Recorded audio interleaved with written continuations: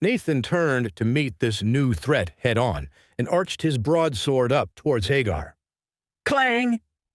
Hagar was able to block in time, but the strength of Nathan's blow sent his sword flying out of his hands. Bam! As Hagar's feet met the ground, the pommel of Nathan's own sword smashed into his chest, sending him flying back into the bodies of their other two companions.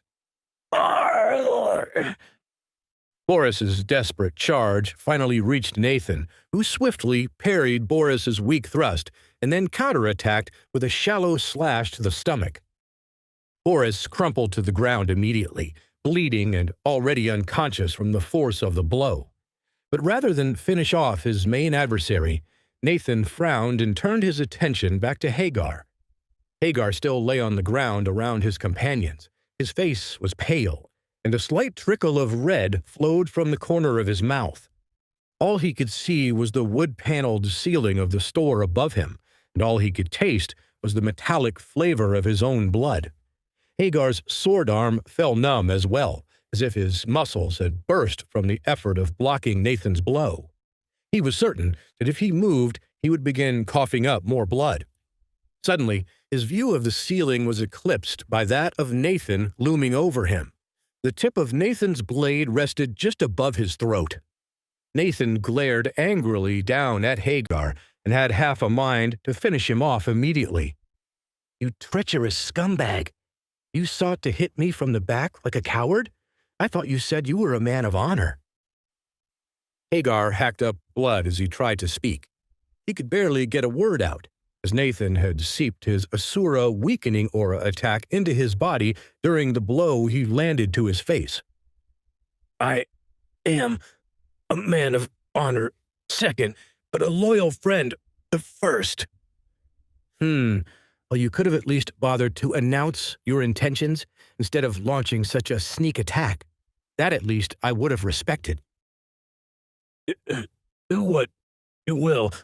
I meant only to save my comrade." Nathan's brow furrowed.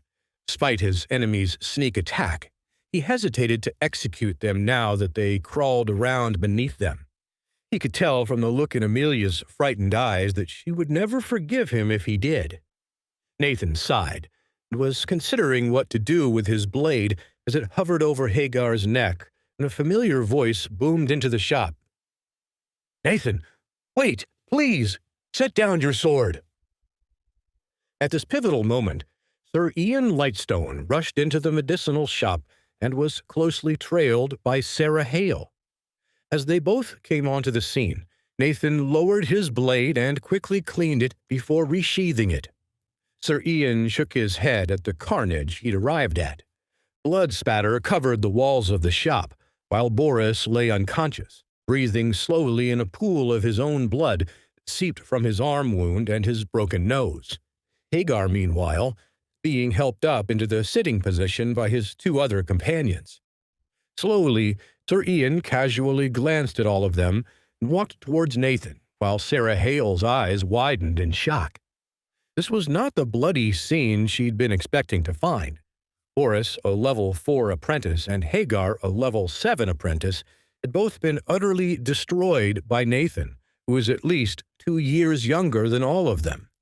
From the looks of it, had Sir Ian not arrived in time, the two noble boys from Harold's Land might have died.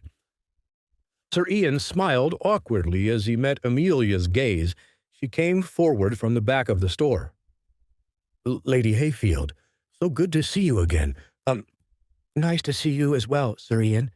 If you'll excuse me for a moment, I'd like to try my best to treat the wounds my brother has inflicted." "Of course, please, go right ahead." Sir Ian's heart skipped a beat as he watched Amelia grab her medicine bag from the counter and begin to examine the two wounded boys. Finally, his attention snapped back to Nathan as he cleared his throat.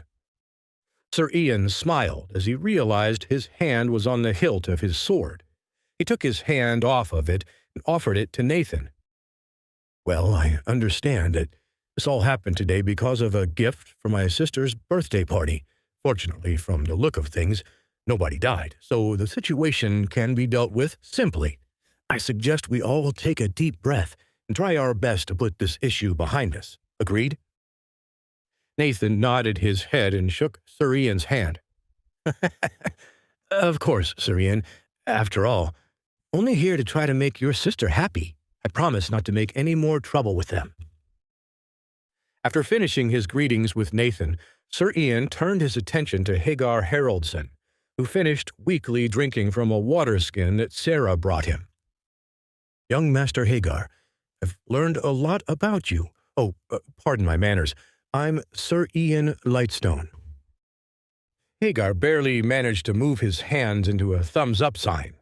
Hagar smiled up at Sir Ian and spoke as blood slowly dripped out of his mouth. "Apologies, good sir. I am in no great state to meet you."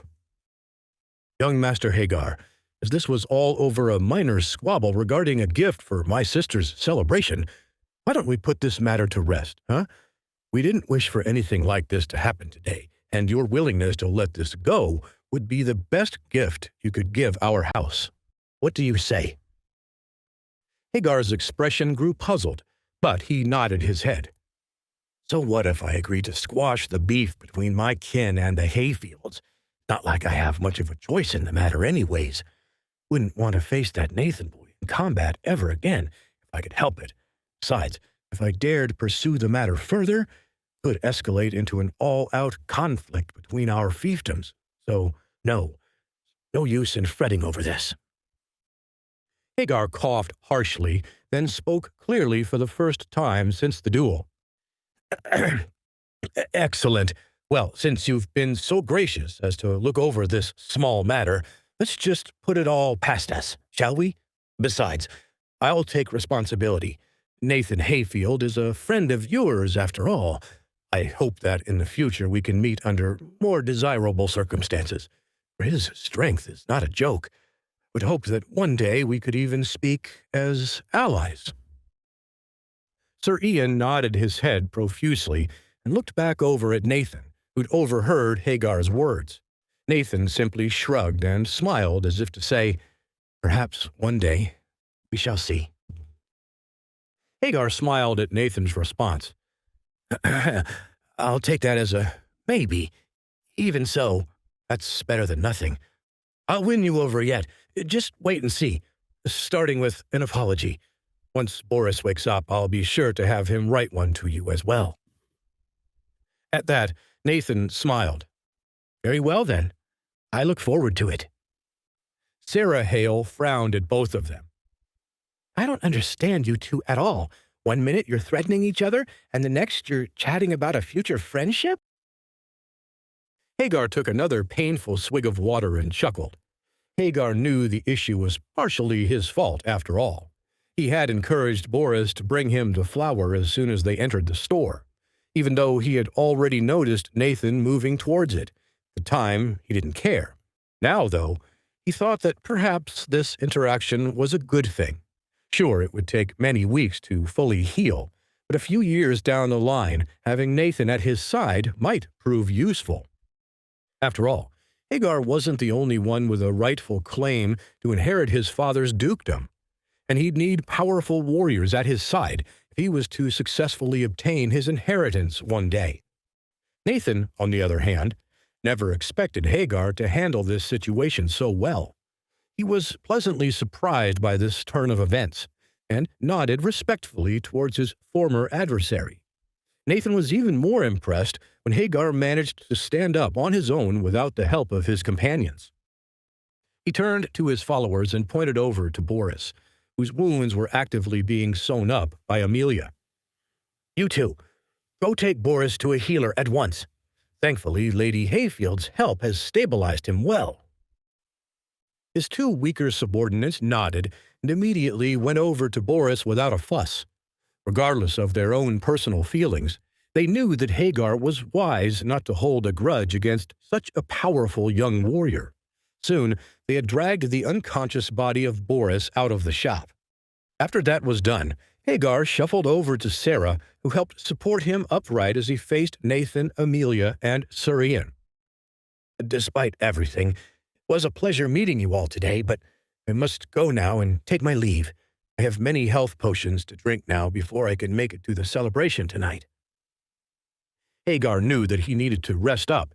He was going to make it to the birthday party later that evening, and he knew it was best to rebuild his relationship with the Hayfields slowly over time.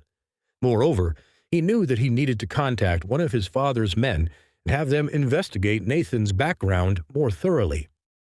As Hagar bid them all farewell and shuffled toward the door, Sarah looked over her shoulder at Nathan and shook her head in disbelief. She still couldn't fully comprehend what had happened. "See you all tonight, I guess." Nathan beamed at her as she opened the door and left the store with Hagar. Please subscribe to the Pocket FM YouTube channel and press the bell icon for instant notification. Check out our channel for more such exciting shows.